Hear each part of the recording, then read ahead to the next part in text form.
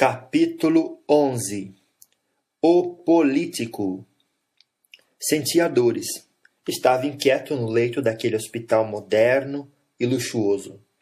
A família me fazia companhia. Eles estavam tristes, abatidos e lagrimosos.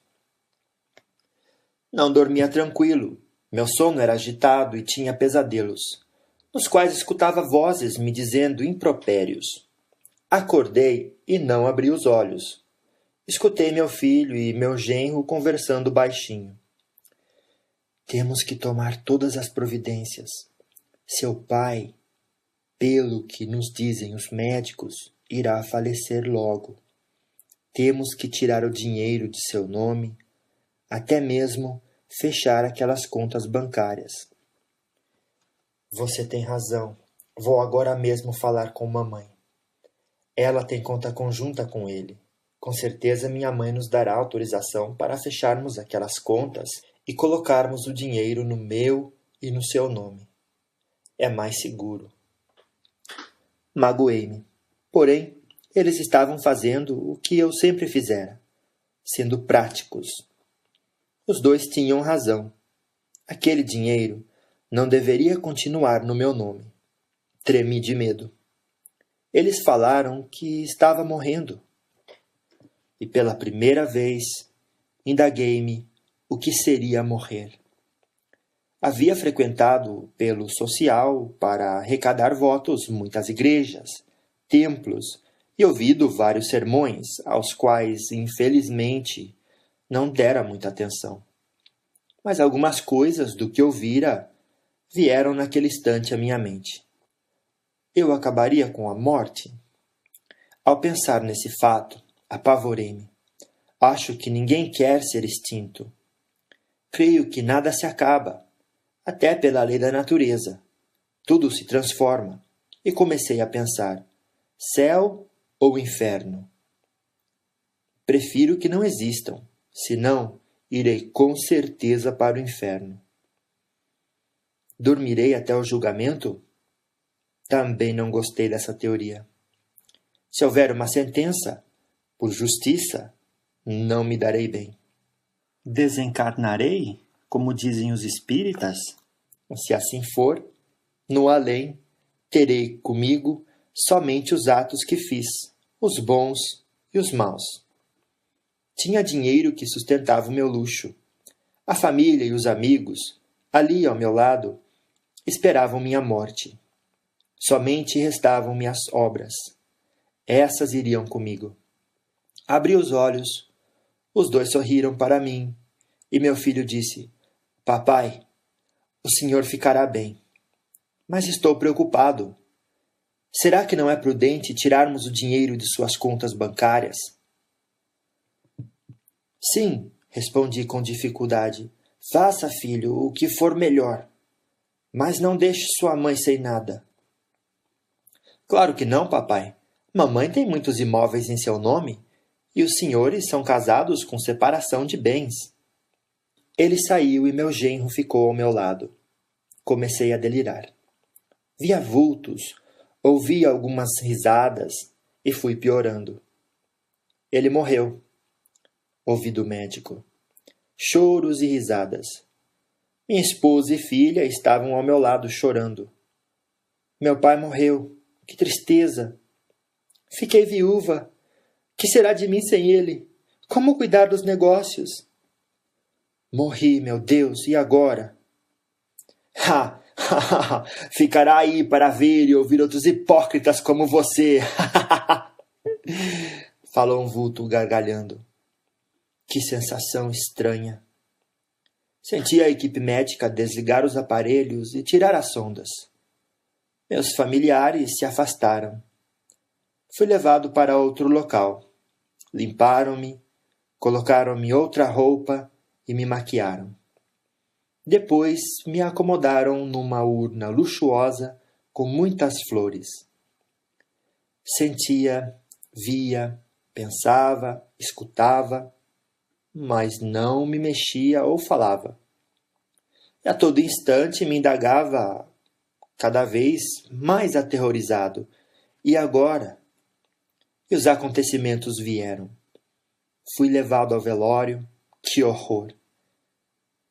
Os familiares chorosos, vestidos de luto, discretos, comportavam-se como a sociedade exigia. Amigos e mais flores foram chegando. Escutei muitos comentários. Poucos faziam orações.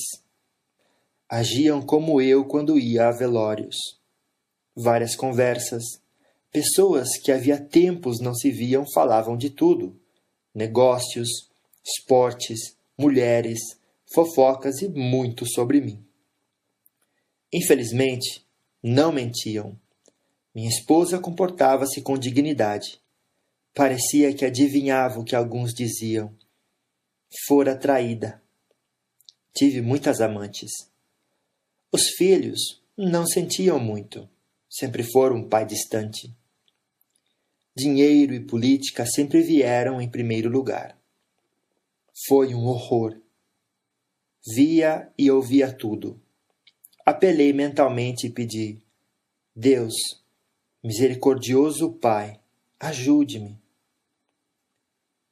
Quantos lhe pediram por Deus? Você os atendeu? Ficará aqui e verá tudo. Notei então que 3 vultos estranhos estavam do lado de trás do meu caixão. Observavam-me. E foram deles quem falara. Ouvi desesperado que estava na hora do enterro. E agora? Perguntei de novo com muita aflição.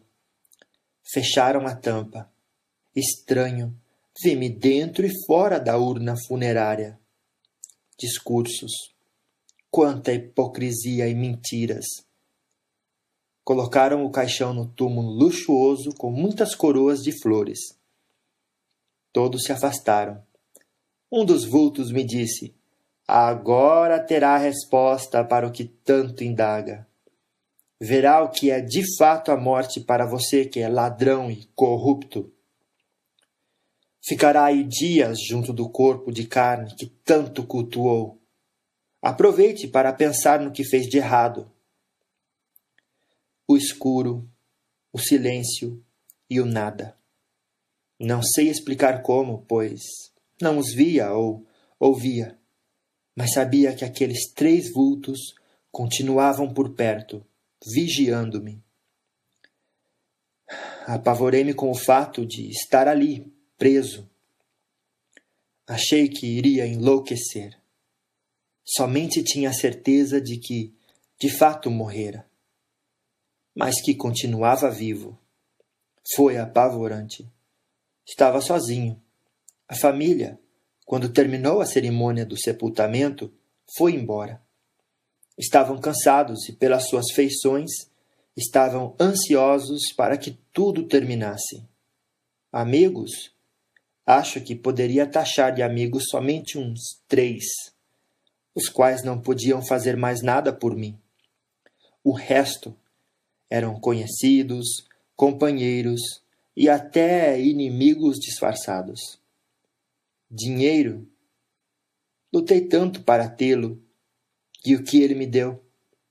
Uma urna de luxo, flores e um túmulo de mármore.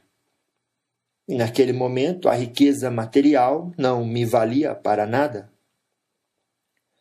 Não vou intensificar o horror que passei. Vermes me comendo, dores, frio, sede, fome e muito medo.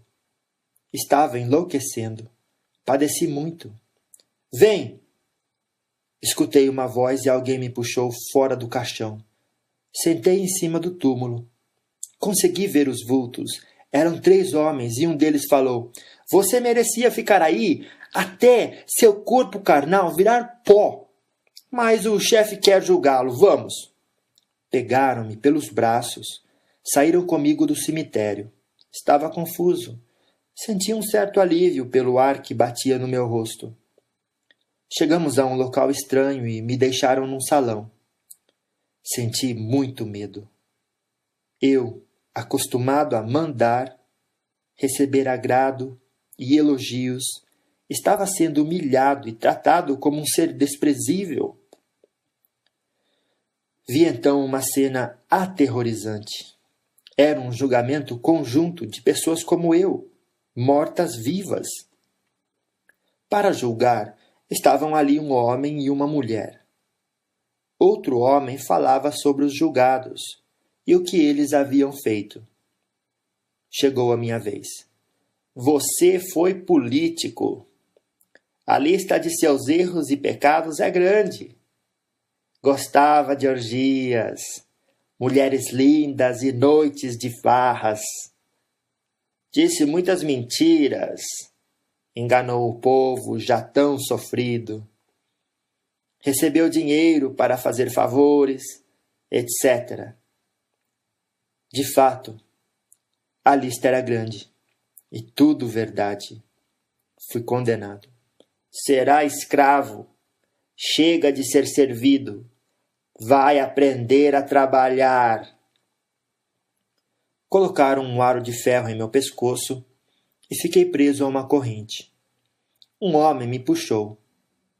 Começou para mim um longo período de muito sofrimento e humilhação. Gargalhando, um grupo de homens de aspecto maldoso aproximou-se, despiu-me, deixando-me somente de calça. Bateram-me muito, cuspiram em mim e xingaram-me.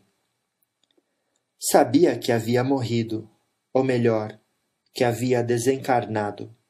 Meu corpo físico estava lá no cemitério virando pó, e meu espírito vivo. Ali sofri horrores. Foram muitos anos de padecimento. Antônio Carlos me pediu para não narrar tudo o que passei, senão o relato ficaria extenso, pois não teve um dia no umbral que não sofri. Sempre fui humilhado e maltratado. Eles riam do meu padecimento. Por que reclama? Diziam meus carrascos. Você se importou com as pessoas que sofriam? O dinheiro que roubou, que pegou indevidamente, não foi causa de sofrimentos a outros? Certo dia comecei a achar que agir errado, que viver encarnado, enganando e enganado. Meu choro passou a ser diferente e passei a ajudar os companheiros de infortúnio. Recordei-me de alguns atos bons que fizera, as esmolas que dera, favores que prestara e mesmo os que foram realizados por interesse. Nesses momentos, sentia um pouquinho de alívio. Lembrei-me de Deus de modo diferente, como um pai, o qual antes desprezara e que agora sentia falta. O remorso me fez ver que era merecido o meu sofrimento. Abusara dos prazeres, não seguia nenhuma religião e sentia falta de uma crença. Sabia que muitos outros políticos sofriam muito mais do que eu. Os que foram muito desonestos e corruptos padeciam ali no umbral de forma pior do que se fosse no inferno, se esse existisse. Muitos ficavam presos na caverna dos horrores, num buraco escuro e fétido, sendo torturados e humilhados. Um dia, um moço aproximou-se de mim, abriu o aro do meu pescoço com facilidade e me disse: "Vou tirá-lo daqui. Siga-me quieto." Saímos daquela cidade, paramos em frente de um veículo, entramos nele e fui levado a um hospital. Lá fui tratado com dignidade, bondade e me recuperei. Muitos desencarnados, ao passarem pelo que passei, enlouquecem, tornam-se débeis. Porém, eu tive consciência e muito sofri. Padeço ainda. Não consigo esquecer o que fiz de errado. Sinto remorso, e esse sentimento me cobra, mas também me faz ter vontade de acertar. Mas o que mais sinto é ver meus familiares seguirem o mau exemplo que dei. Com certeza irão passar e sofrer o que sofri. E não posso fazer nada. Poderia até tentar, mas eles não acreditariam. Para minha família, morri e acabei. Penso que seria bem mais fácil morrer e acabar, mas não é assim. Foi longo o tratamento com o aprendizado que recebi. Sei de pessoas honradas e idealistas que foram e são políticas. E aqueles a quem muito foi dado e souberam usar, dignos serão de receber mais. Espíritos que passam por essa prova e trabalham se dedicando com amor à arte de governar são vencedores, e eu os admiro. Sei que é difícil ter dinheiro e poder, mas se muitos aprenderam a usar sem abusar, outros podem seguir seus bons exemplos. Para mim, foi apavorante defrontar com a desencarnação. Não com o ato em si, mas com as consequências de meus erros. Aprendi com a dor. E tenho um propósito de colocar em prática esses ensinamentos.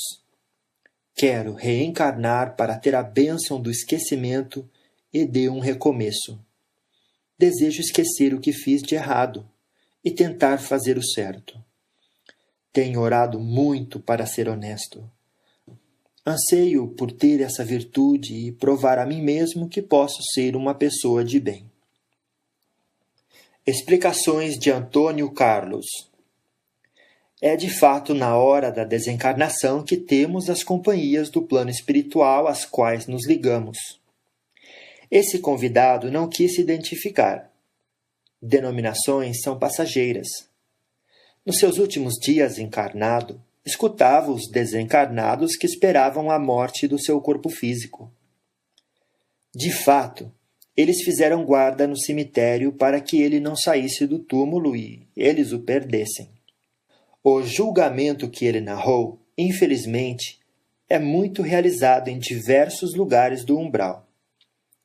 André Luiz, através da mediunidade de Chico Xavier, no seu livro Libertação, relata-nos um desses julgamentos com muitos detalhes.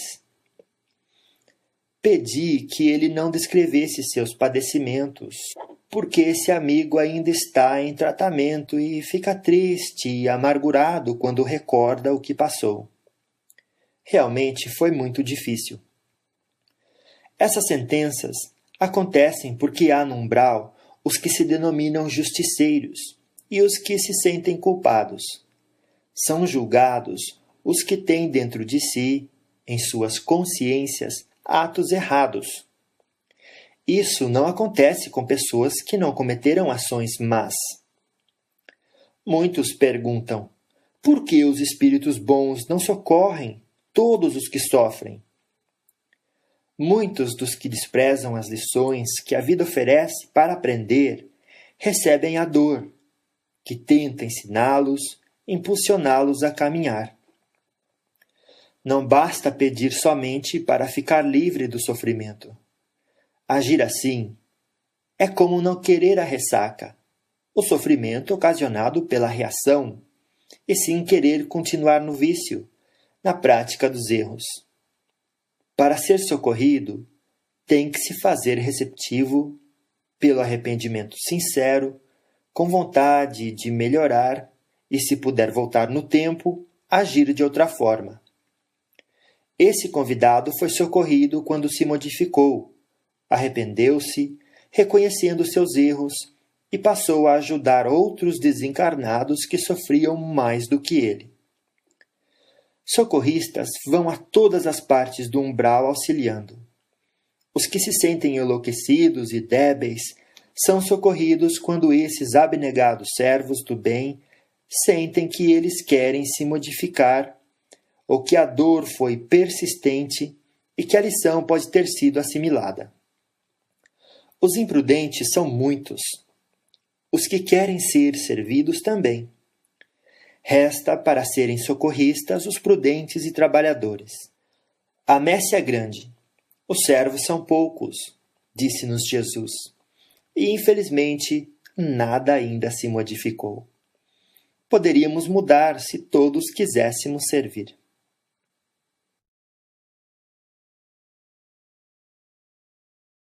Capítulo 12. Maria, a Sequinha. Seca! Sequinha! Um grupo gritou ao passar por mim. Cansada, não reagi. Costumava responder gritando que não era e revidava os desaforos, levando-os a rir. Nos últimos dias estava diferente, mais quieta, pensativa, e já não achava tão injusto estar naquele lugar sofrendo. Nair aproximou-se e sentou-se ao meu lado, numa pedra. Está quieta hoje, Seca, quer dizer, Maria. Nair era uma mulher que se julgava esperta, entendida e às vezes conversava comigo. Hoje quero escutá-la com atenção. Fale-me, por favor, onde estou e o que aconteceu comigo? Devia cobrar pelos meus conhecimentos, mas como gosto de falar, vou lhe explicar. Fique atenta, você morreu. Não fique com medo. Nada de pior poderá lhe acontecer. E alguém a chamou. Nair levantou-se, caminhou para perto de um moço e ficou conversando. Pensei no que ela me disse.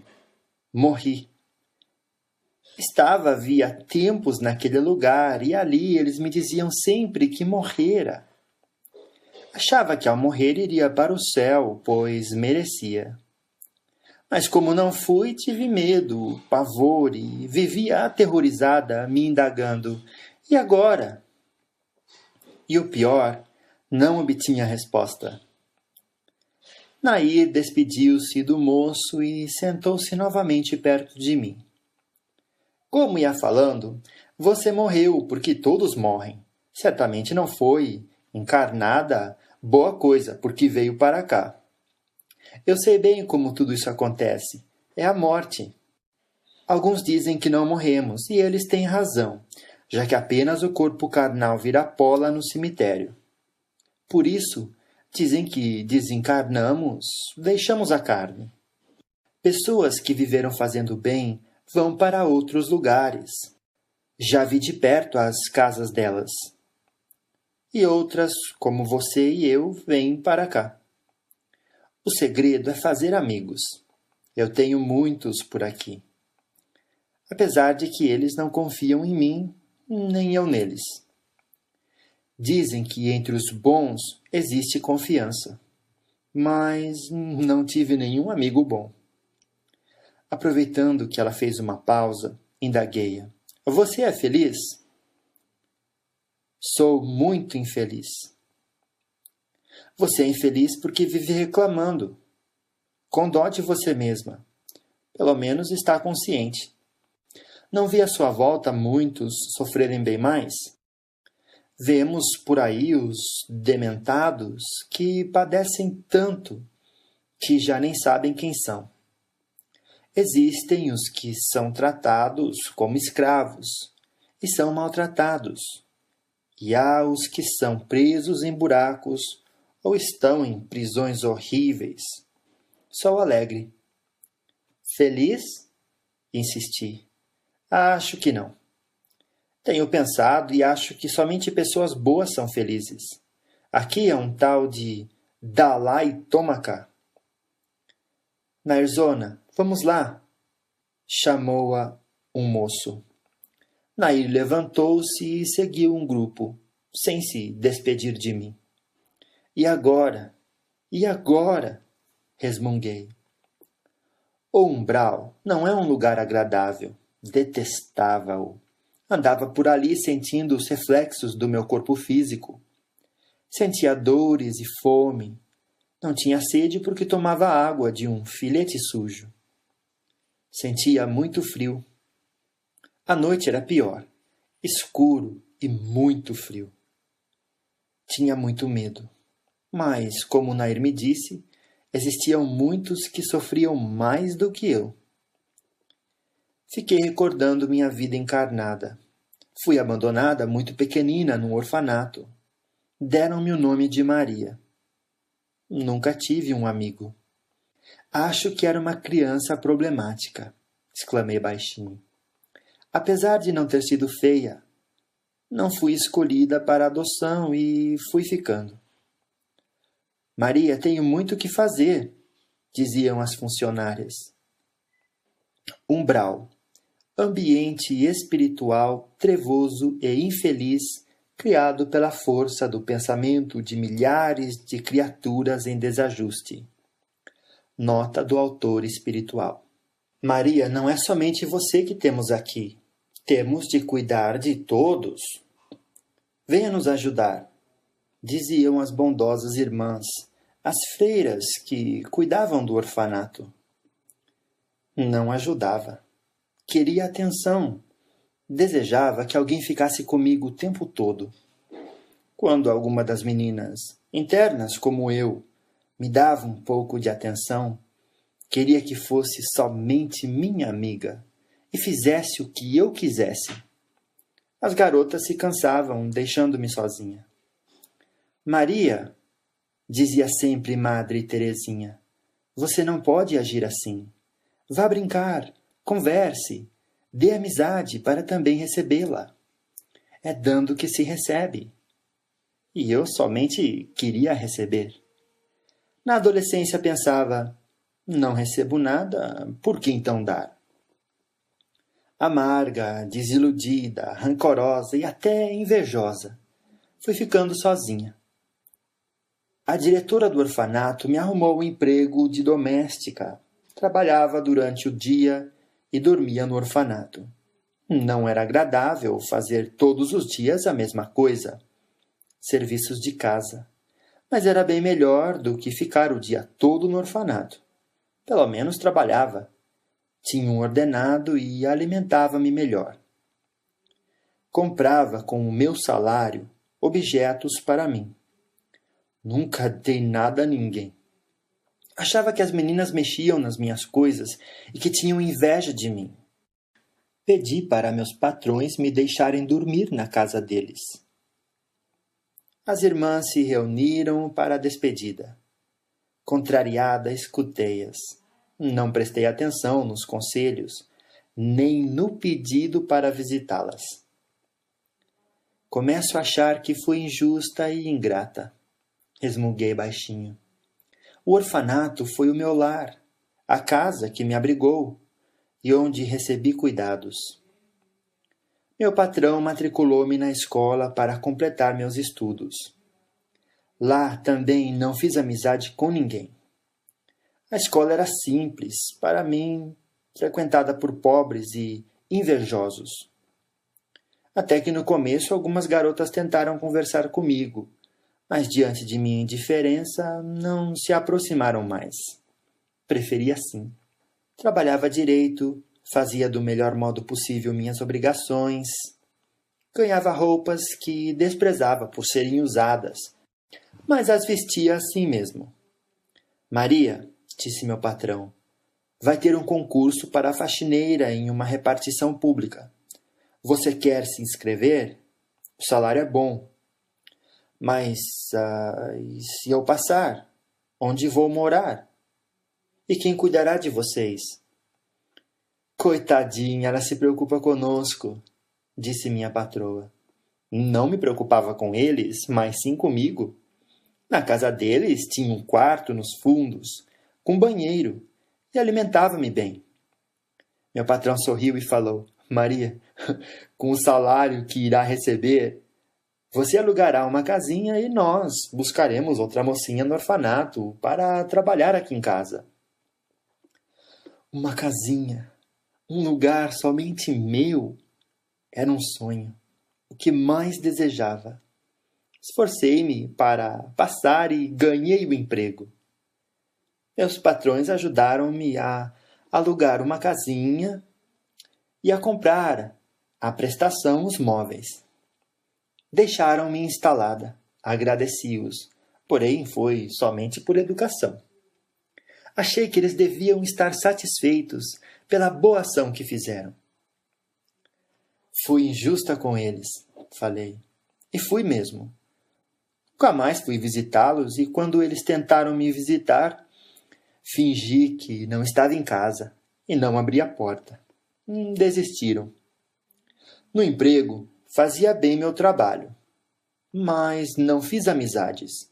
Não gostava dos companheiros. Achava isso de um, aquilo de outro. Via neles muitos defeitos. Novamente queria somente receber. E quando recebia, não dava valor e queria mais, achando que as pessoas tinham obrigações comigo. Espantava todos os que se aproximavam de mim. Maria, me faz um favor? Não. Nem queria saber o que era. Achava que todos queriam abusar de mim. E com isso também não recebi. Que pena, exclamei. Uma vez interessei-me por um colega que era risonho, agradável e conversava com todos. Achei-o lindo. Fiz planos e me iludi. Um dia ele chegou muito feliz.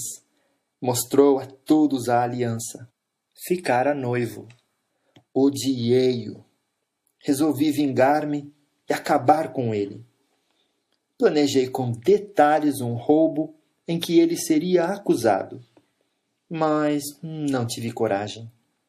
Afastei-me ainda mais de todos.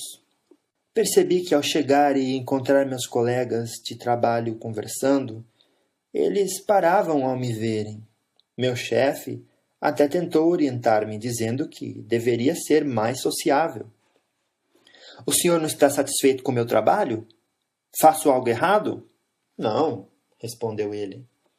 Desistiu também. Um dia escutei 2 companheiros de trabalho conversando. Um deles falou: Maria me seca. Sinto-me mal perto dela. Aposentei-me.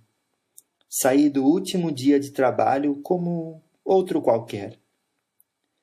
Mas senti muito a falta do emprego e a solidão. Não conversava com os vizinhos. Achava que eles somente queriam favores. Fiquei doente e não tinha ninguém nem para me acompanhar às consultas médicas. Por causa de uma enfermidade nos rins, sentia muitas dores. Em uma consulta, o médico me internou. Não conversei com ninguém no hospital e ali morri sozinha. Agora sabia que morri ali, internada. Porque no momento não percebi. Achei que estava sendo desprezada, que não me davam remédios, nem conversavam mais comigo. Resolvi ir embora e ninguém se importou. Saí andando, arrastando-me e fui para casa. Lá me assustei.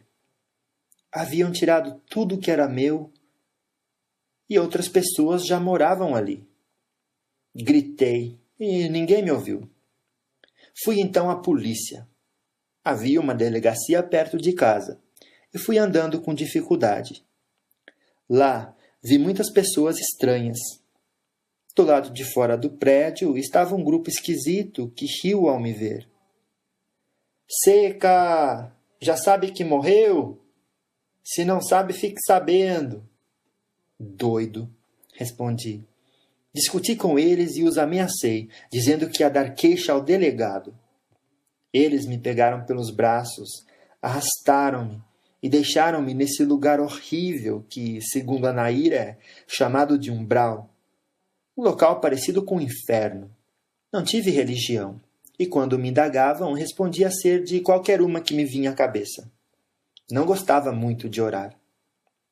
Sempre achara que Deus fora injusto comigo. Não tive família, fora órfã. Sempre fui magra. Quando doente, fiquei magérrima. E agora, de tanto escutar que era seca, estava parecendo realmente seca. Ei, você aí, ajude-me. Olhei para quem falava e vi 2 mulheres deitadas no chão. Não posso nem comigo? Como vou ajudá-la? Pensei. Mas fui ver o que se passava. O que quer? Perguntei. Que nos ajude a sentar, pedi uma delas. Ia me afastar xingando, mas estava cansada de fazer isso. Nunca havia parado para atender alguém. Não havia dado e não recebera. Com esforço as ajudei. Estou bem melhor sentada, exclamou uma delas que me olhou indagando. Você gosta daqui? Não. Por que você é tão seca? Perguntou a outra. Ia xingar, mas respondi bruscamente. Porque sou. Morri e vim para cá. Acho injusto. Mas vou apelar. Tenho uma amiga que, por ser boa, deve ser amiga dos bons. Vou pensar nela e pedir ajuda. Fiz favores a essa pessoa. Não vou cobrar, e sim pedir. Você não tem amigos? Não, respondi. Cansada de ficar sozinha, sentei-me ao lado delas e fui escutando-as. Senti um medo horrível de morrer. Algo me dizia, talvez minha consciência, que ao morrer ia me dar mal. E me dei. Muitas pessoas, se souberem que estou aqui, irão dizer, bem feito, falou uma das mulheres. As duas sofriam e estavam preocupadas. Tinham famílias, amigos, e uma delas até queria encontrar-se com eles para pedir que mudassem de comportamento, para que não viessem a morrer para esse lugar. Seca! Sequinha! Um grupinho passou e mexeu comigo rindo. Elas me observaram e uma indagou-me novamente o porquê. Senti pela primeira vez a sinceridade na minha resposta. Fiquei assim porque fui assim, seca de sentimentos. Foi, mas não deve ser mais. Você nos ajudou, expressou-se uma delas. Perto de nós, um homem caído no chão gemeu. Levantei e fui para perto dele. Estava machucado. Ajudei-o a sentar, peguei um pouco d'água do filete ali perto e lhe dei, passando-a também em seus ferimentos. Escutei pela primeira vez. Obrigado. Senti ao ouvir o agradecimento um leve bem-estar. Voltei para perto das minhas recém-conhecidas e encontrei somente uma delas que me informou. Ela orou para a amiga e esta a levou embora. Acho que vou também orar. Estou cansada de sofrer e começo a entender que não foi injusto estar aqui. Não briguei mais e passei a ajudar ao meu modo os que ali sofriam mais do que eu. Olhe, aí vêm os bonzinhos, disse uma senhora mostrando-me um grupo que silencioso e respeitoso passava por ali. Já os vira e, por muitas vezes, jogara pedras neles com os outros. Agora os olhava com respeito. Aproximaram-se de nós e um deles indagou: quem auxiliou aquele homem? Tremi de medo, mas diante de seu olhar bondoso e voz agradável, respondi baixinho: fui eu. Fez um bom trabalho, parabéns. Não quer aprender a ajudar melhor? Não quer vir conosco? Não sabia se queria ir, então não respondi. A senhora que estava ao meu lado me cutucou. Vá, não seja boba. Essas pessoas são de fato boazinhas e realizam muitas ajudas. Com eles, você certamente não sofrerá mais. Talvez deixará de ser sequinha. Ele, o socorrista, estendeu-me a mão. Segurei-a com firmeza. Minha vida mudou. Fui para um posto de socorro, uma das casas que já vira. Fui tratada com carinho e esforcei-me para ser simpática e útil. Minha aparência mudou. Não era mais seca. Depois de meses, tornei-me trabalhadora fazendo favores. Aprendendo a dar, principalmente amizade, fiz amigos. Estou bem. Quando estava no umbral, essa pergunta, e agora? Muito me angustiava. Soube que desencarnara por outros desencarnados que vagavam, de modo maldoso e com ironia. Achara que não fizera maldades, afinal, não traíra, não matara, não roubara, etc. Mas fora ingrata e intolerante, e não fizera o bem. Por mais que me esforçasse no umbral, não consegui me recordar de ninguém que me devia um agradecimento por algo que fizera de coração, com bondade. Fiquei de fato magérrima, sequinha, como era chamada. Acho que foi por sentir-me assim, vazia. Não dei a ninguém a sombra de uma amizade, não dei frutos de favores ou de compreensão. De vazia a seca. Sei que em muitas de minhas encarnações fui intolerante, não dei valor aos afetos e, nesta última, tive por lição a orfandade. Em vez de entender e de me esforçar para conquistar as pessoas pela amizade, desprezei-as e sofri. Ainda bem que temos sempre várias oportunidades de preencher o vazio com o bem. Estou aprendendo. Nada mais certo do que este ensinamento. É dando que se recebe, é compreendendo que se é compreendido, tolerado e amado. Maria. Explicações de Antônio Carlos. Tenho conversado com muitos desencarnados que tiveram grandes decepções a mudar de plano e não foram socorridos. Ficaram vagando ou até foram para o umbral, gabando-se de não ter feito o mal, mas também não fizeram o bem que poderiam ter feito. Maria se sentiu vazia de atos e, como escutou muitos a chamando de seca, sentiu-se assim. E foi somente quando começou a se preocupar com o próximo, ajudar, que foi sentindo-se melhor e pôde ser socorrida.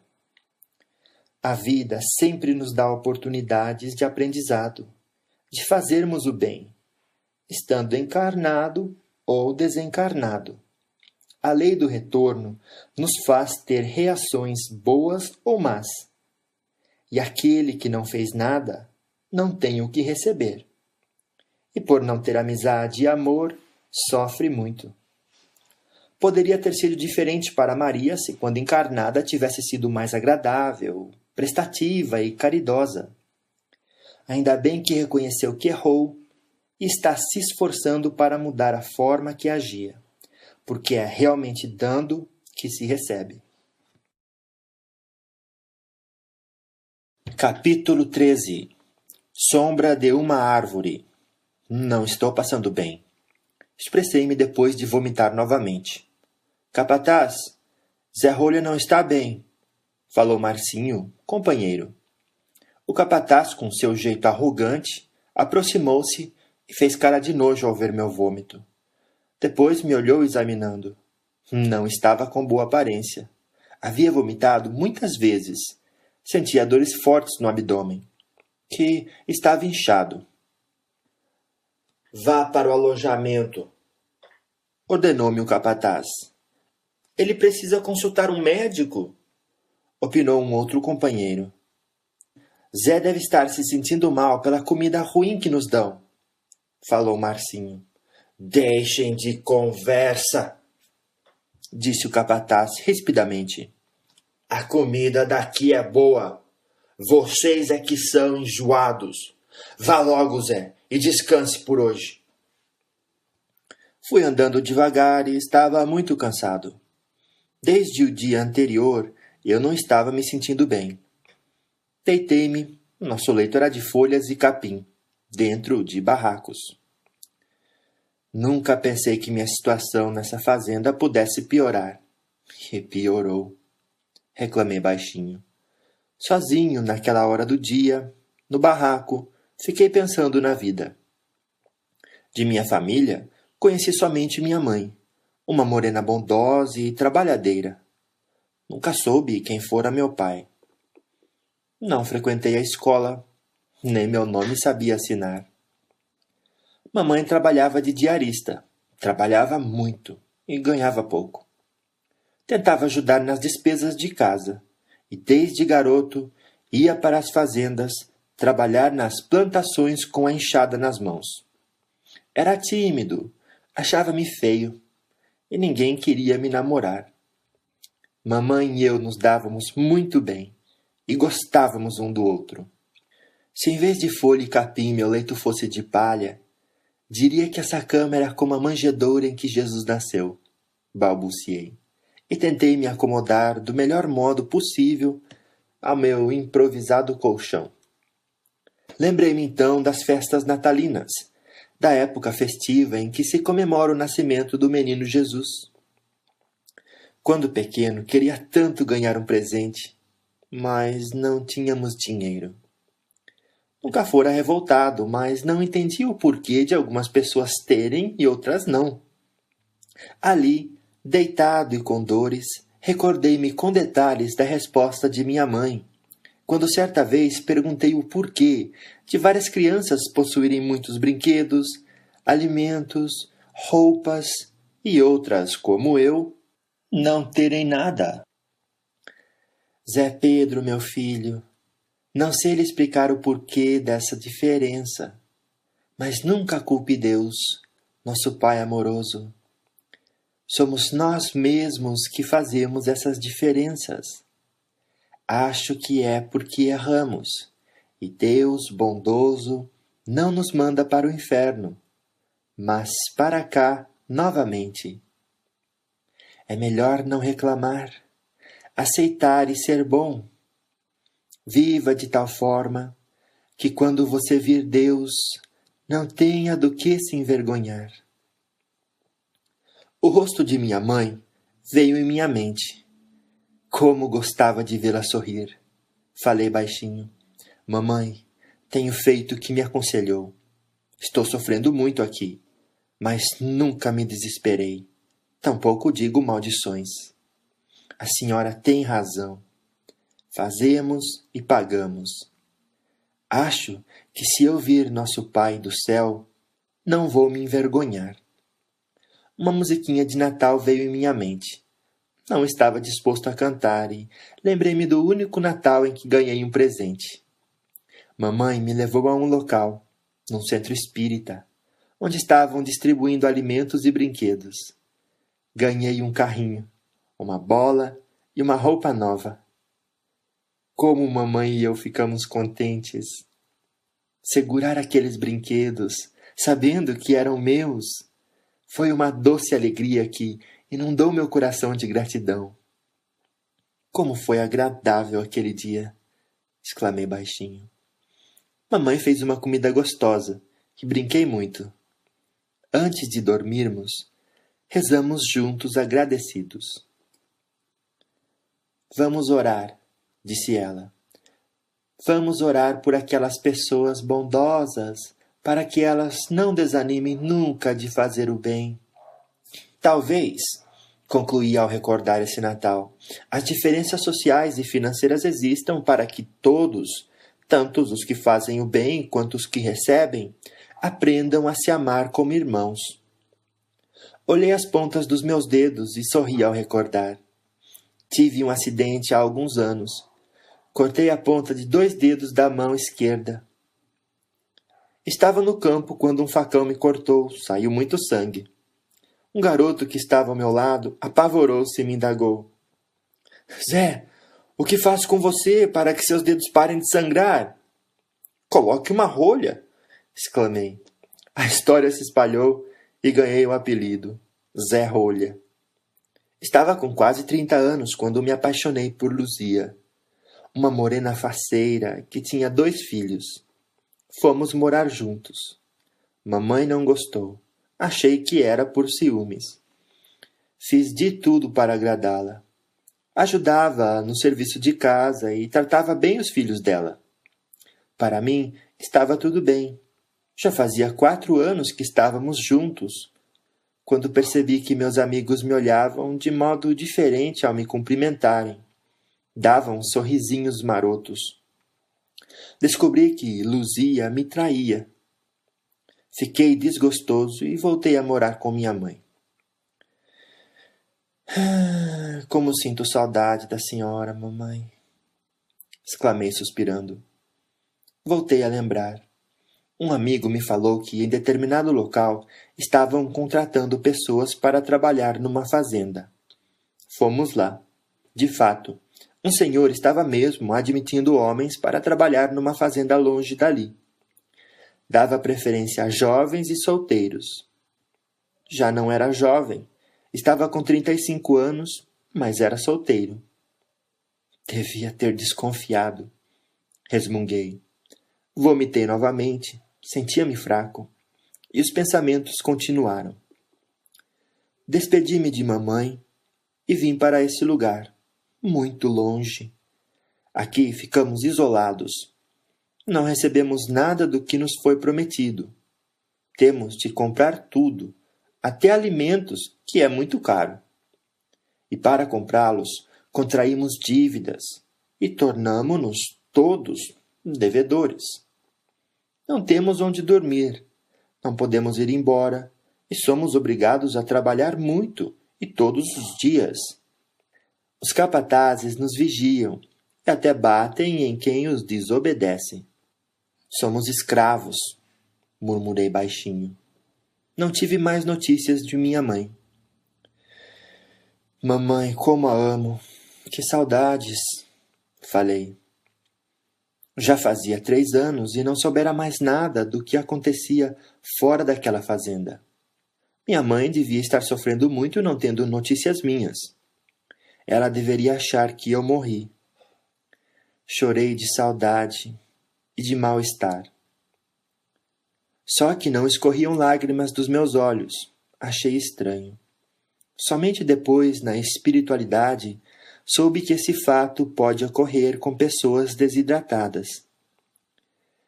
Quando meus companheiros retornaram ao entardecer ao acampamento, foram solícitos, ajudando-me a me banhar. Tomávamos banho num riacho, perto dos barracos. Eles também levaram minha roupa. Eu não quis me alimentar. À noite, cada um se acomodou no seu canto. Meus companheiros, cansados, adormeceram logo. Eu não conseguia dormir. Estava com dores, enjoo e vomitei várias vezes. Ao amanhecer, estava muito mal. Não consegui ficar em pé. Meus amigos chamaram os capatazes. Zé, fique descansando, ordenou um dos capatazes. Vocês têm de levá-lo ao médico. Ele não está bem. Vejam como sua barriga está inchada, comentou um dos meus amigos. Houve uma discussão. Os capatazes não queriam me levar à cidade nem ao hospital. Porém, meus companheiros exigiam. Os 3 capatazes se afastaram, conversaram baixinho e voltaram com a decisão. Vamos levar Zé Rolha para o hospital da cidade. Marcinho e Léo, meus companheiros, ajudaram-me, colocando-me deitado atrás da caminhonete. 2 dos capatazes entraram no veículo e partimos. A estrada de terra, com muitos buracos, fazia o carro dar solavancos, que me maltratavam. Vomitei muitas vezes. Depois de um tempo, pararam. Os 2 me pegaram pelos braços e me tiraram do veículo. Infelizmente, Zé Rolha, você vai ter de ficar aqui. Por favor, não brinquem. O que farei aqui sozinho? Nem andar consigo. Não façam isso. Pedi implorando. Não dá para levá-lo ao médico ou ao hospital. Se fizermos isso, eles irão nos denunciar.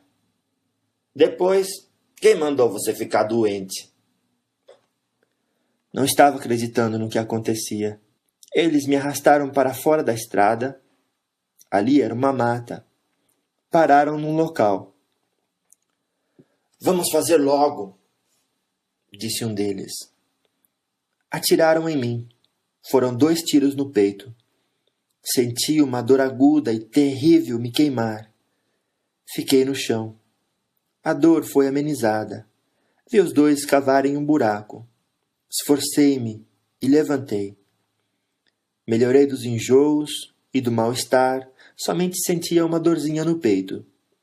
Fiquei olhando os dois cavarem e pegarem meu corpo, somente o corpo, porque eu continuava ali, olhando-os. Colocaram-no dentro do buraco e cobriram de terra.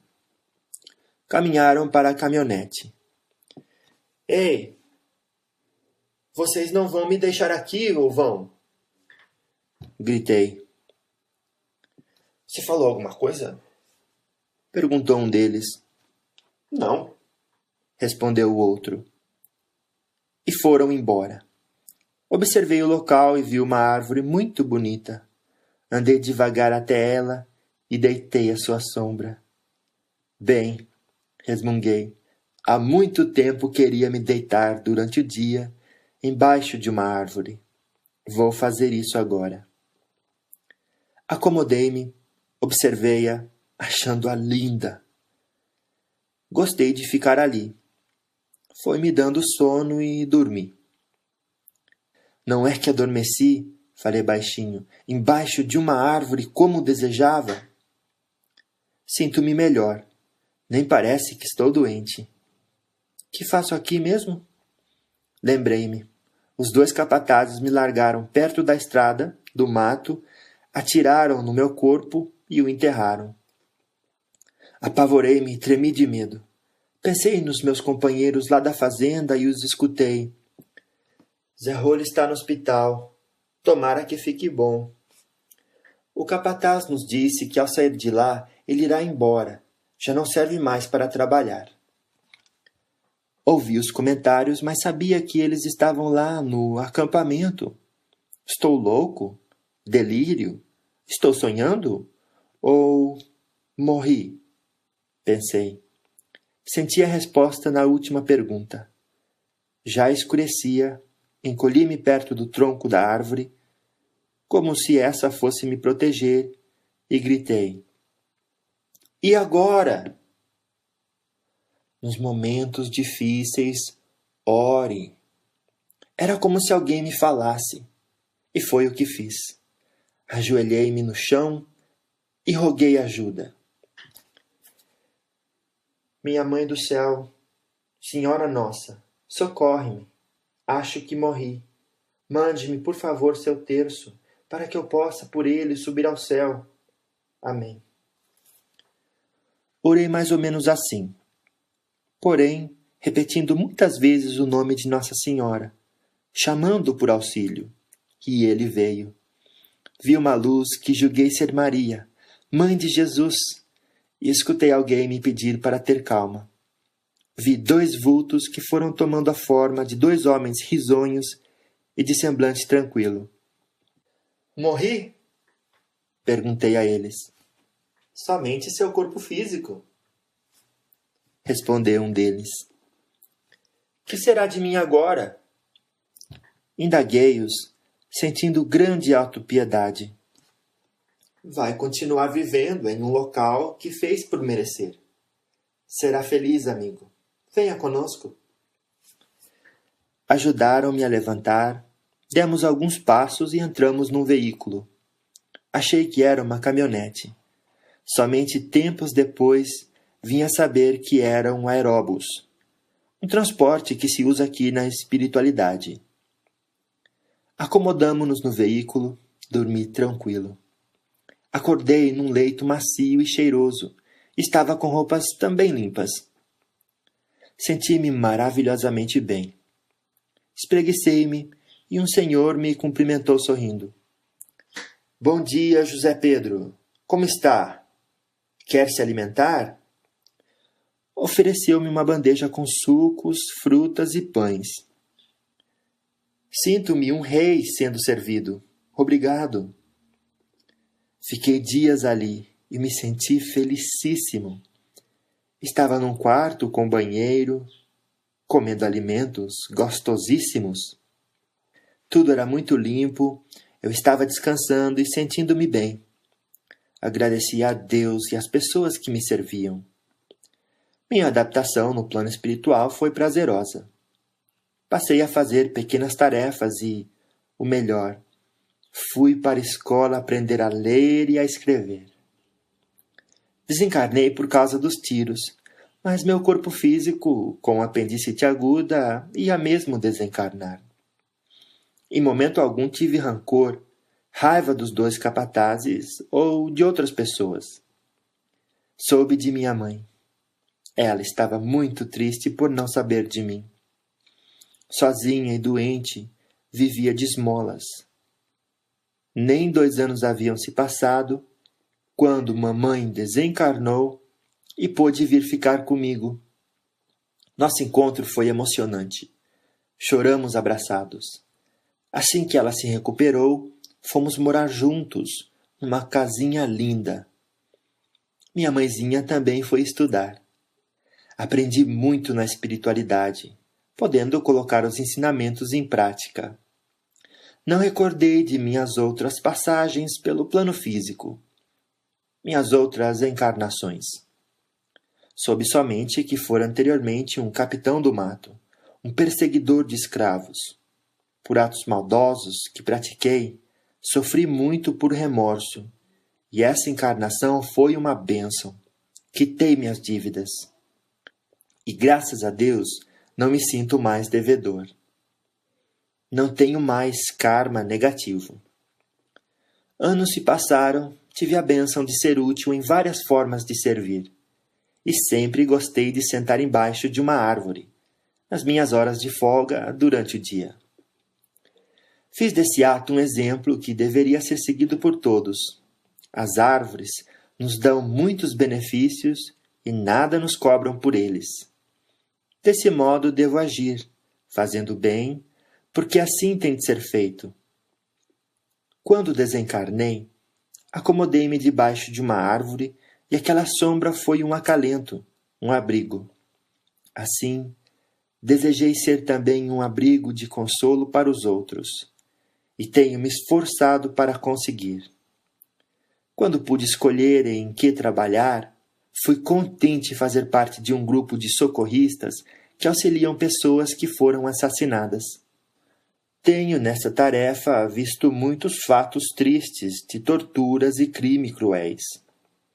Tentamos amenizar essa passagem difícil, às vezes sem poder fazer nada. Então, oramos ao lado dos que agonizam. Tenho a impressão de que somos como as árvores, que lhes dão sombra contra o calor do ódio. Temos carinho e damos atenção especial para crianças que tiveram o corpo físico assassinado. O socorro é realizado de muitas formas. Tentamos desligar o espírito da matéria morta, dar os primeiros socorros, mas somente são levados para os abrigos aqueles que perdoam e querem receber o que as casas de auxílio, aqui no plano espiritual, têm para oferecer. Muitos desses socorridos não ficam nos nossos postos de socorro, não aceitam o que oferecemos, acham rígida a disciplina das casas, saem e quase sempre querem se vingar. Para nós, os socorristas, não importa o que fez o desencarnado para receber a reação de ter o corpo físico morto nessas circunstâncias. Fazemos tudo para auxiliá-lo e oramos também pelos assassinos. Sabemos que quem faz, para si faz. E crimes cruéis trazem consequências terríveis para os que cometem. A crueldade é como um lodo fétido grudado no perispírito, e são necessárias muitas lágrimas de dor para limpar. Amo o que faço, e respondo carinhosamente às indagações que escuto dos socorridos. E agora, que faço? Perdoe, peça a Deus auxílio e confie. Porque não acabamos com a morte do corpo físico. A vida continua. E sempre encontramos sombras de árvores a nos dar descanso nas caminhadas da vida. José Pedro. Explicações de Antônio Carlos. Vemos, na história de José Pedro, que ele resgatou pela dor erros cometidos em vida passada. Agiu como alguém que, tranquilo e aliviado, foi quitando suas dívidas e no término ficou feliz por dizer: quitei. Poderia José Pedro ter resgatado com trabalho no bem, ajudando a outros. A escolha foi dele, mas esse meu amigo ajudou muitas pessoas. Caridade material, segundo ele, fez pouco, pois não teve condições. Mas não esqueçamos do óbolo da viúva do Evangelho. Foram muitas as vezes em que ele se alimentou pouco para dar sua porção aos outros. Trabalhou mais para os companheiros descansarem e fez muito bem ao próximo. Porém, para ele que era humilde, achou que não fizera nada, mas fez, pois foram esses atos que lhe deram crédito. O socorro realizado, no qual necessitados são levados aos abrigos, postos de socorro, colônias, é visto pelos socorridos de muitos modos. Para alguns, estar na enfermaria, num hospital da espiritualidade, não é bom. Como também outros não acham bonitos os lugares simples, como essas casas de auxílio. Muitos se incomodam com a ordem e a disciplina que tem de existir nos abrigos. E para outros, como José Pedro, são realmente locais de alegrias, felicidades. Pessoas assim se afinam e os têm por moradia. O grupo de socorristas, do qual José Pedro faz parte, realiza um excelente trabalho de auxílio e, infelizmente, eles têm tido muito o que fazer. A violência aumenta em períodos difíceis e eles, com carinho, muito amor, tentam socorrer vítimas dessa violência e, dentro do possível, de suas metas de trabalho, fazem de tudo para ajudar pessoas que foram assassinadas. E José Pedro não somente dá sombra aos seus acolhidos, como também doa frutos de amor para alimentar almas, deixando em cada coração consolado uma semente da gratidão que certamente um dia germinará, despertando neles a vontade de mudar a forma de viver. Capítulo 14. Os abusos do sexo. Você morreu, Mercedes. Está mortinha, exclamou com maldade um homem de aspecto sinistro. Não, é mentira, gritei desesperada. Está morta, sim. Infelizmente é verdade, disse uma mulher suja e muito pintada. Quem é você? Indaguei-a. Pombagira. Estava muito perturbada, cansada e com falta de ar. Estava no meu quarto, no casarão. Chamávamos de casarão o bordel.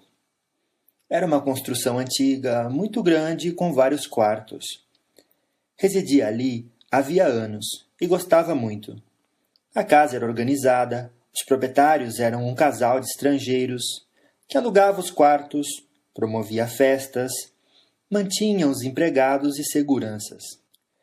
E não frequentava nenhum culto ou igreja, mas orava e pedia sempre para Nossa Senhora me amparar. Algumas mulheres do casarão frequentavam um terreiro de candomblé, e elas diziam que Pombagira era a protetora das prostitutas. Olhei-a, examinando-a. A porta do meu quarto abriu e 3 mulheres que residiam comigo entraram conversando. Vamos pegar para nós as roupas de Mercedes, as que podem nos servir. O resto vamos doar. Que morte estúpida! Vocês não acham? Toda a morte é um horror. Não acredito que Mercedes tenha se suicidado. Para mim, ela não se suicidou. É mais fácil para a polícia e para os proprietários dizer que ela se matou. Um crime sempre é mal visto. Temos de nos cuidar. Ninguém dá valor à vida de uma prostituta. Conversavam sem parar, falando de mim. Pegaram tudo o que era meu e saíram. Quero acordar! Gritei, batendo a cabeça na parede. Mercedes, falou a mulher que se denominou Pombagira. Calma, você de fato morreu. Eu? Morri? E agora? Faleci como? Eu não me suicidei. Claro que não. Se tivesse se suicidado, estaria junto de seu corpo físico, vendo e sentindo os vermes devorando-a. Vou ajudá-la a se lembrar. Chantageou aquele homem, e ele a matou de forma que pudessem achar que você se suicidou. Lembrei-me. Estava encontrando ultimamente com um homem que tinha fama de maldoso. Ele estava me tirando dinheiro, e eu o ameacei. Se ele não parasse, eu ia contar para a mulher dele tudo o que fazia de errado. Ele riu e não se importou. No dia da minha morte, eu estava na banheira tomando banho, e ele apareceu de repente. Devia estar escondido no banheiro. Tampou meu nariz e boca com um pano molhado em algum remédio que me fez perder os sentidos. Depois, afundou minha cabeça dentro d'água e afoguei-me. Que horror! Falei chorando. Ele não vai ser punido? Assassinou-me? Nossas companheiras de prostituição têm razão. Ninguém se interessa muito pelo que acontece com uma prostituta, ainda mais quando já se está ficando velha. Mas ele matou. É um homicida. Pode até ficar sem punição no corpo físico, mas um dia terá a reação, pois tudo o que fazemos de ruim fica marcado em nós. Pecados nos pesam de tal maneira que não conseguimos ir para lugares melhores. Você não está alegre. Pombagira não é animada? Fui prostituta quando encarnada, e não consigo me livrar dos meus vícios de fumar, beber e fazer sexo. Por isso fico mendigando as sensações dos encarnados. Está tudo complicado demais, expressei-me lamentando. Não entendo. Morri e estou viva. Irei para o inferno? Será que você ainda não percebeu que inferno é tudo isso? Vou lhe mostrar como será sua vida de agora em diante, falou ela. Puxou-me pela mão e me levou a um lugar estranho, mas conhecido por mim. Você, Mercedes, explicou minha mulher, vinha aqui quando deixava seu corpo carnal dormindo. Estamos ligados ao que cultuamos, suspirou. Tive um nome quando encarnada. Chamava-me Vera. Agora me chamam lá no terreiro de Pombagira. Você também será uma pombagira, uma das secundárias como eu.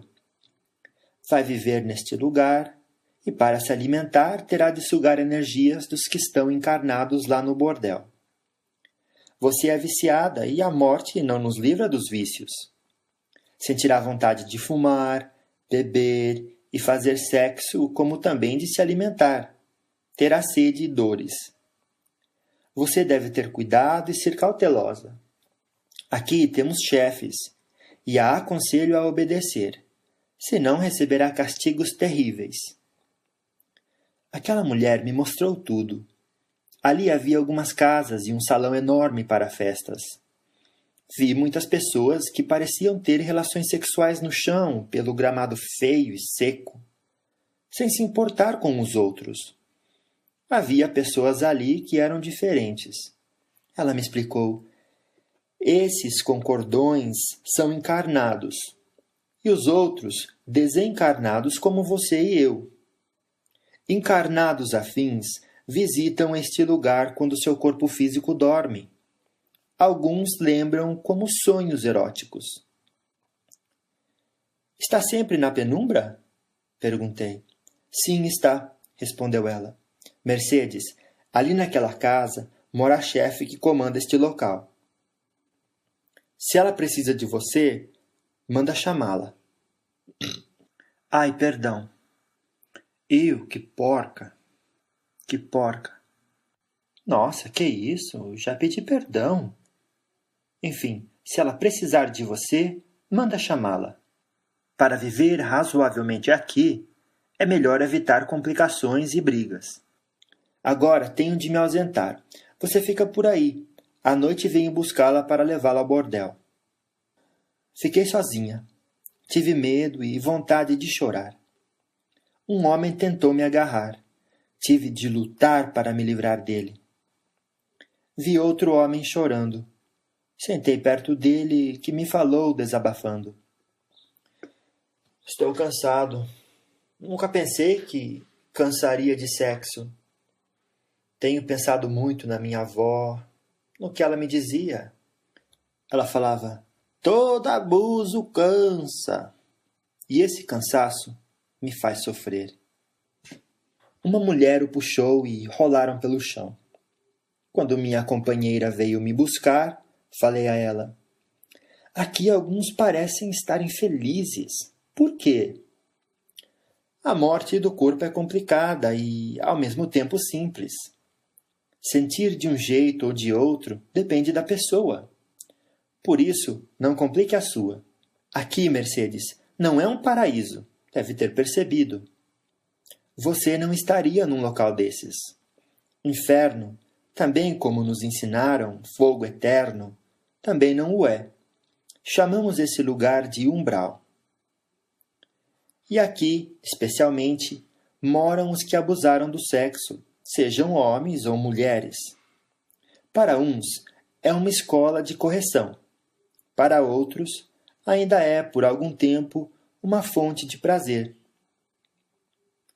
Não pensei que depois de mortos continuaríamos abusando do sexo, falei. Somente o corpo de carne morre. Continuamos vivos e nós construímos encarnados a nossa vida depois que desencarnamos. Somos agora desencarnados e não usufruímos do sexo como os que estão no plano físico.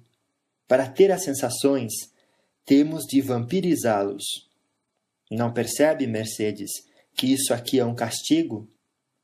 Você sente-se bem? É feliz? Indaguei-a. Não sou. Queria ter morrido mesmo. Acabado. Meu corpo físico ficou doente. Morreu e continuei a viver erradamente. Chega de conversas desagradáveis. Vamos ao bordel. Lá, vi muitos desencarnados ficarem perto de encarnados e sentirem como se estivessem fumando, embriagando-se e sentindo os prazeres do sexo. Senti muita vontade de fumar e fiz como os outros desencarnados que estavam lá. Saciei minha vontade, senti como se estivesse fumando, etc. E assim vivia.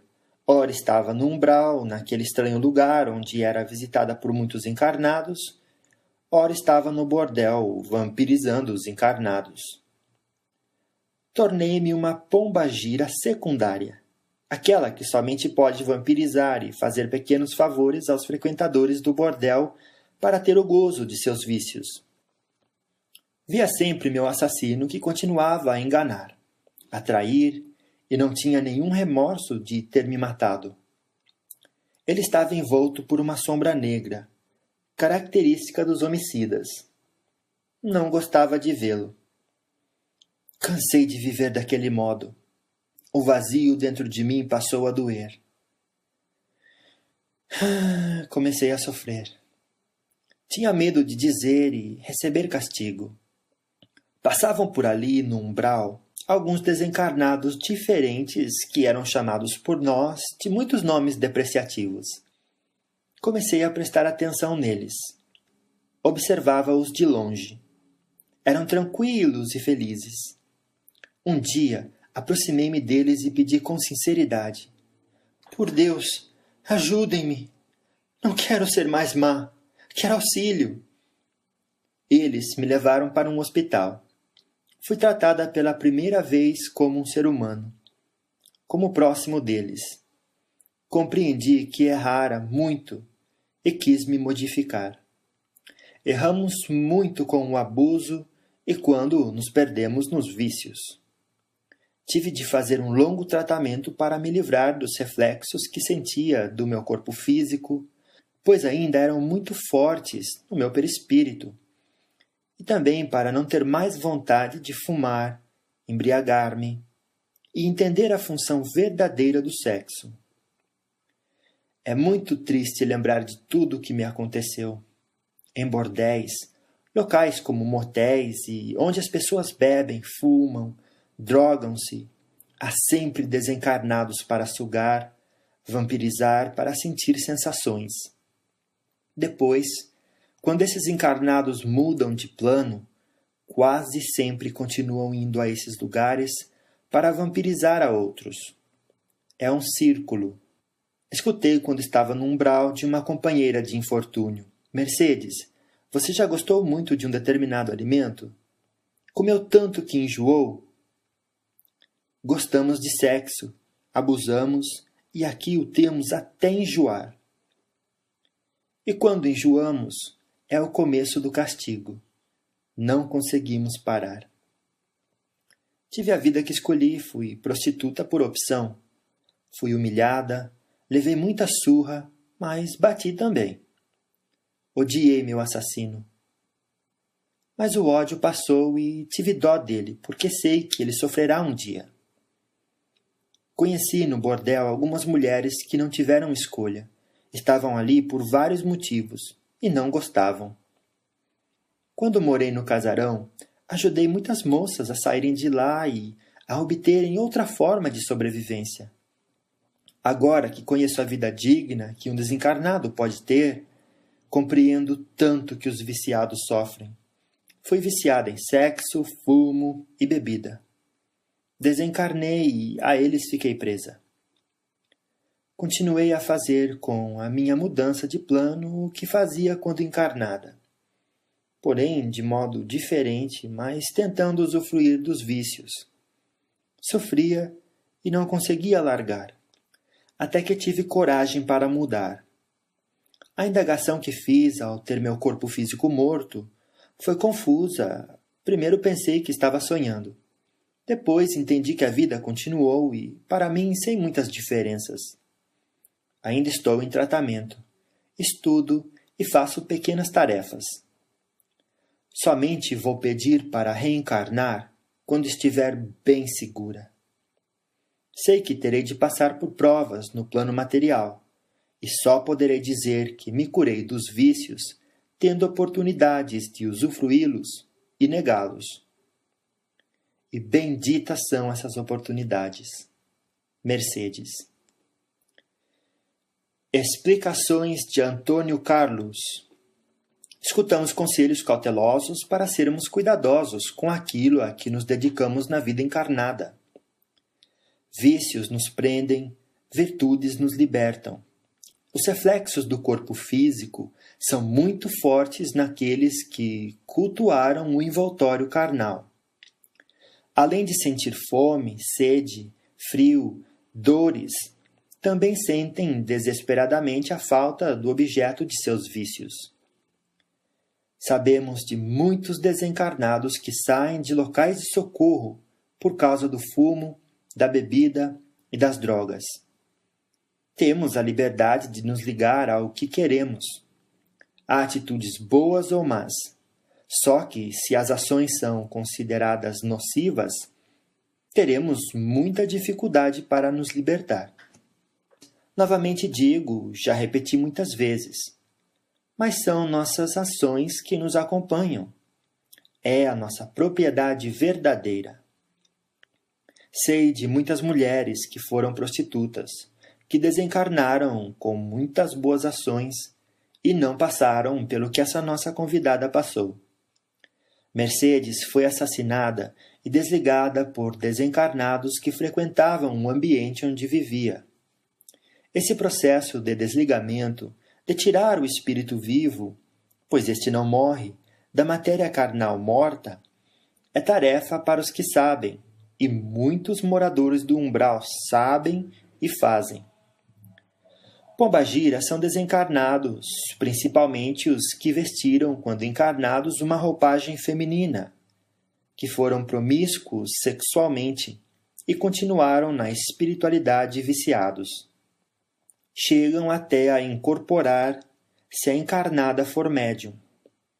Fazem favores aos que estão no plano físico, desde que possam usufruir do prazer. Não é uma entidade somente que recebe esse título de pombagira. São muitas que se apresentam em terreiros, ou seja, em lugares que usam a mediunidade sem estudo e conhecimento que visam a melhora do indivíduo. Obedecem normalmente a chefes e tentam viver desencarnadas do melhor modo possível. Porém, como ela nos narrou, cansam-se e sofrem. Porque vício e prazer nos deixam um vazio e essa vacuidade dói. O perispírito é idêntico ao corpo físico, e aqueles que cultuam muito sexo podem ir a esses locais no umbral e plasmarem uma relação sexual. Mas é vampirizando encarnados que julgam ter prazer. Muitos se iludem vivendo com o perispírito, achando que estão na vestimenta física e fazem quase tudo o que os encarnados fazem. Pelo umbral, existem muitos lugares onde se agrupam desencarnados, tanto homens quanto mulheres que abusaram do sexo. São locais que causam tristeza. E esses moradores tanto ficam lá, como juntos de encarnados afins. Plasmar. Criar alguma coisa por meio do pensamento, manipulando o fluido cósmico. Nota do autor. Pomba gira. É uma expressão original do dialeto banto da África. É a companheira de Exu. Fonte: Dicionário Aurélio.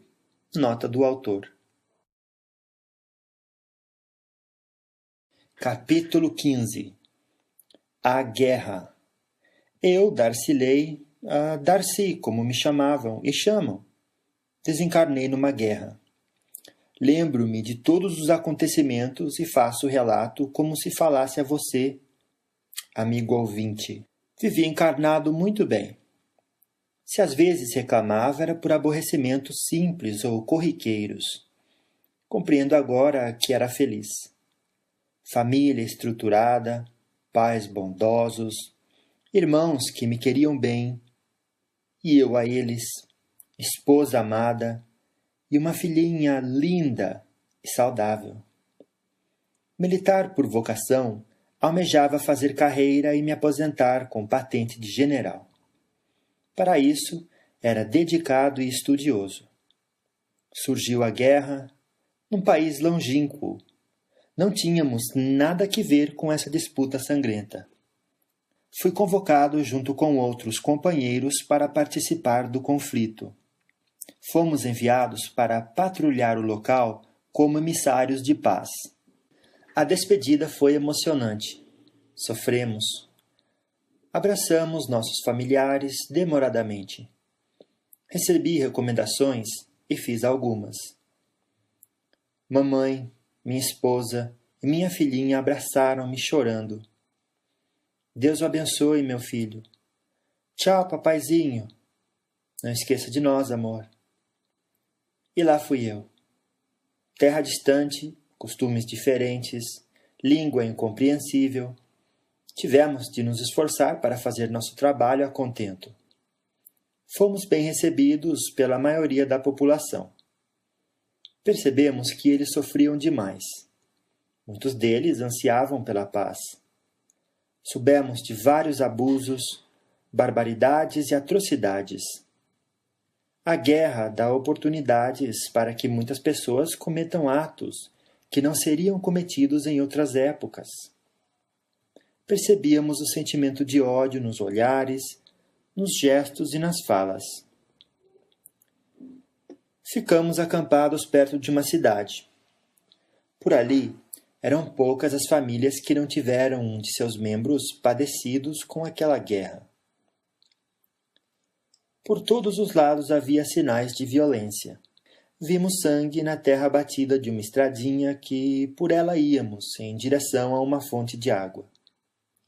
Reuníamo-nos todas as tardes para orar pelos mortos, por aqueles que sofriam e por nós.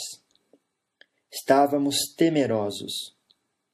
Não estamos protegidos aqui, disse meu superior. Eles se odeiam muito e desejam vingança. Não irão parar de guerrear. Devemos estar alertas. Fomos atacados numa emboscada à noite. Fui ferido. Senti um ardume no peito, como se tivesse sendo queimado. Foram momentos de agonia. Correria, gritos e tiros. Eu sangrava muito. O médico aproximou-se de mim. Salve-me, por favor. Não quero morrer. Roguei. Ele não entendeu o que falei, mas sentiu meu apelo. Olhou-me com bondade. Examinou-me rapidamente, colocou uma atadura no meu ferimento e disse algo que não entendi. Compreendi que ele me acalentava, tentava me dar ânimo, mas percebi seu pensamento. Meu estado era grave. Senti dores, fui sumindo, ou apagando. Estava perdendo os sentidos.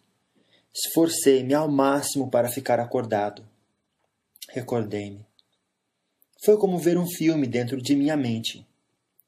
Vi-me pequeno, recebendo os beijos estalados de minha mãe, papai sorrindo, abraçando-me, meus avós me agradando e fazendo afago. Vi-me andando com mamãe, nós dois, passeando com nosso cãozinho. Minha mãe sorridente cumprimentando a todos. Bom dia! E ela me dizendo, filho, devemos desejar com sentimentos bom dia às pessoas. A felicidade está nas pequenas coisas, nos atos simples. E os cumprimentados respondiam alegres e sorrindo. Minhas formaturas. Lembrei-me da pré-escola. Estava vestido de beca. Vi num relance os fatos importantes da minha vida. Meu casamento, o nascimento de minha filha. Ao me recordar dela, tive vontade de lutar pela vida. Com muito esforço, abri os olhos. Os tiros haviam parado. Chegou o reforço. Outros médicos e enfermeiros entraram no nosso acampamento. Colocaram-me numa maca e entramos numa ambulância. Mais confiante, relaxei e apaguei de vez. Dormi. Acordei e senti algo estranho. Sem entender como, vi-me sendo levado para o hospital, onde desencarnei. Em lances rápidos, vi meu corpo ser levado para meu país e enterrado como herói. Senti por momentos a dor de meus pais, o choro de minha esposa e a lamentação de amigos. Não devo pensar nisso, disse baixo. Não devo dar atenção a sonhos. Abri bem os olhos e sentei no leito. Olhei curioso para o local em que estava e continuei a falar. Estou num hospital. Estava numa enfermaria com muitos leitos, todos ocupados. Vi no leito ao meu lado um companheiro e amigo. Estudamos juntos e fomos convocados na mesma época. Você também está ferido? Indaguei-o. Ele me olhou de forma estranha. Parecia embriagado. Pensei que talvez estivesse anestesiado. Não sei, respondeu ele. Parece que levei um tiro. Senti-o na cabeça e desmaiei. Acordei e não tenho nenhum ferimento. Vocês não estão desconfiando de nada? Disse outro soldado do leito ao lado. Fomos feridos e não temos ferimentos. Acho que morremos. Deve ser isso. Nosso corpo teve suas funções cessadas e, como espíritos não morrem, estamos nos sentindo vivos, porém estamos mortos. Olhei para o meu peito, abri a camisa. Nada. Não havia ferimento. Alegrei-me. Sonhara. Não tivemos ataque e não fora ferido. Mas por que estava naquela enfermaria? Senti um medo terrível e indaguei ao moço que falou. Por que disse isso? Acha mesmo que morremos? Não é agradável essa ideia, mas estou raciocinando. Estávamos no meio de uma guerra horrorosa. Todas as guerras são horríveis. Fomos atacados. Fui atingido aqui, na testa. Senti o sangue escorrer. Agora estou aqui nesta enfermaria desconhecida. Li alguns livros espíritas. Algo a esse respeito. Minha avó segue essa doutrina, e segundo ela, morrer é assim mesmo. Algo bem natural. Não, Não quero morrer. Só tenho 26 anos. Estou noivo. Não quero morrer. Por Deus, não quero. Meu amigo gritou desesperado. Tremi de medo em pensar que fosse verdade. E também de ver meu amigo gritando. 2 pessoas vestidas de branco vieram correndo para perto de nós. Tentaram acalmá-lo. Não sei como. Fizeram-no dormir. Não vi aplicarem nada nem injeção. Fiquei encolhido no leito. Perguntei para a moça que viera com um senhor ajudar meu amigo. Estamos mortos? E agora? Acalme-se e confie. Em qualquer lugar que estejamos, Deus está conosco. Tive vontade de chorar. Ela se aproximou de mim, pegou na minha mão e continuou a falar. Darcy, você está entre amigos. Não se desespere. Ore e tente ficar tranquilo. Vivos estamos sempre. Ocorreu com vocês uma mudança. E, malditos, matos, ignorantes! Gritou um rapaz que estava perto de nós e que saiu chutando tudo que via pela frente. O outro que estava ao meu lado me disse, Darcy, não faça como ele. Se sair daqui, irá vagar entre os mortos da guerra que se odeiam. Não odiava. Tinha pena de todos, principalmente dos que padeciam e de mim. Fui morto num conflito que nem era meu. A moça sorriu e me disse, ainda bem, Darcy, que não odeia e sente que o conflito não é seu. Deite-se direito, relaxe e durma. Ela, pelo visto, tinha muito o que fazer. Escutei gritos de dor e revolta, e a moça afastou-se apressada. Olhei para o moço ao lado, o que havia falado comigo. Ele sorriu e disse, chamo-me Theo. Não se apavore. O que irá nos acontecer? Indaguei aflito. Temos de dar graças a Deus por estarmos aqui. Pelo que sei, estamos socorridos. Os desencarnados bons devem ter nos trazido para cá, e nosso corpo físico deve ter sido enterrado. Venha cá. Venha espiar lá fora pela janela. Levantou-se e aproximou-se de mim, puxando-me pela mão. Levantei, estava tonto, mas fui com ele até a janela que estava fechada por um vidro. Olhe, Darcy, lá fora, a guerra. Veja, ali estão os que morreram sentindo ódio. Eles continuam lutando. Vê aqueles ali? Sentem tanta revolta que se agridem. Creio que nunca vou esquecer o que vi. Muitos mortos como nós, sangrando, feridos. Alguns pareciam atirar, outros se agrediam com facas, pedras, murros e tapas. Xingavam-se, blasfemavam com muito rancor. Chorei. A moça aproximou-se novamente. Nós dois a olhamos. Pedi explicações com um olhar. Ela falou compassadamente. Sentimentos fortes nos acompanham após o corpo físico ter falecido. Aqueles que vemos ali são todos desencarnados, isto é, vivos em espírito. Não somente guerreiam, mas se odeiam. O ódio os perturba e continuam querendo o mal do próximo, dos que julgam inimigos.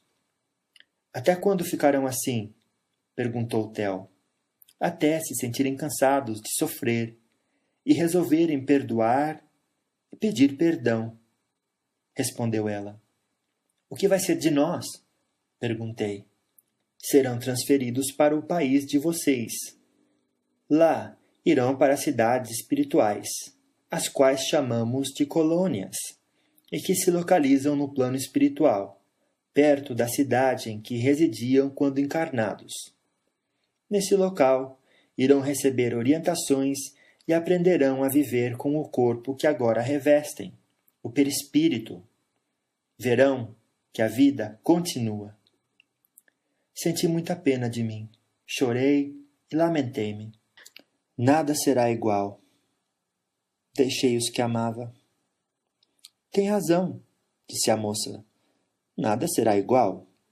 A vida na espiritualidade é diferente, embora muitos a achem parecida. Darcy, quando amamos, o amor nos acompanha, e esse sentimento nos fortalece. Você vai se acostumar.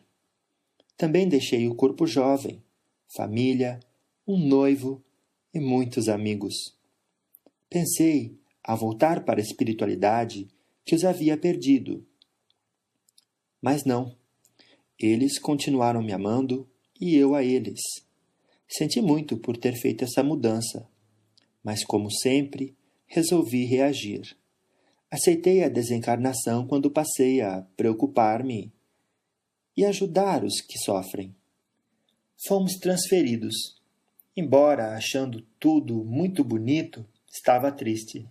Não queria ter feito a mudança de plano. Mas tive uma agradável surpresa. Meus 2 avós me esperavam, e deles recebi afago, incentivo, carinho e orientação. Não foi fácil. A saudade doía. Queria estar encarnado. Desejava estar em casa, vendo minha filhinha crescer, ajudar minha esposa e beijar meus pais. Atos simples que gostava tanto de fazer e que agora eram tão valiosos para mim. Meu tempo foi preenchido. Para aprender a viver no plano espiritual, fui estudar. Passei a realizar tarefas, a participar de um coral, a praticar esportes e a ler livros. Um dia, percebi que estava adaptado. Recebi visitas de meus familiares encarnados e pude vê-los em ocasiões rápidas. Sou útil e me esforço para ser cada vez mais. Nos 2 planos, físico e espiritual, faltam servidores.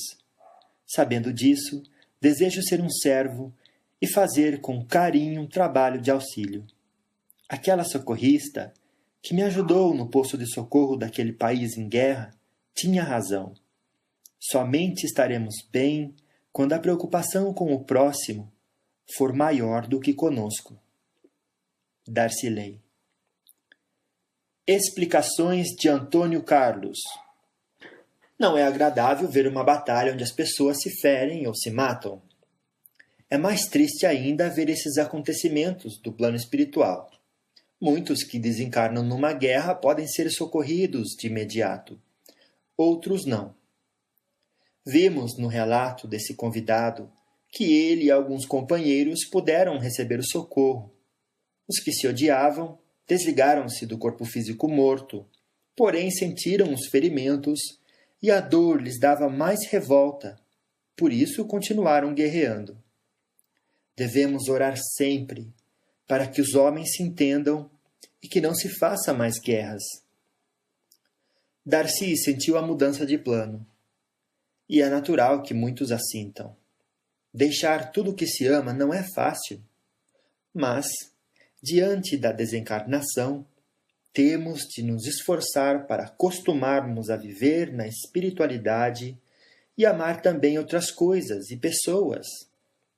Jesus nos recomendou que nos cingíssemos com o cinto para a viagem. Naquele tempo, as viagens eram feitas quase sempre a pé, e era necessário um bom preparo. O Mestre Jesus compara a desencarnação com uma viagem que teremos de fazer. E como não sabemos quando iremos viajar, devemos estar preparados. Reencarnar, viver provisoriamente no plano físico encarnado e desencarnar são acontecimentos naturais. Sábios são os que conseguem compreender isso.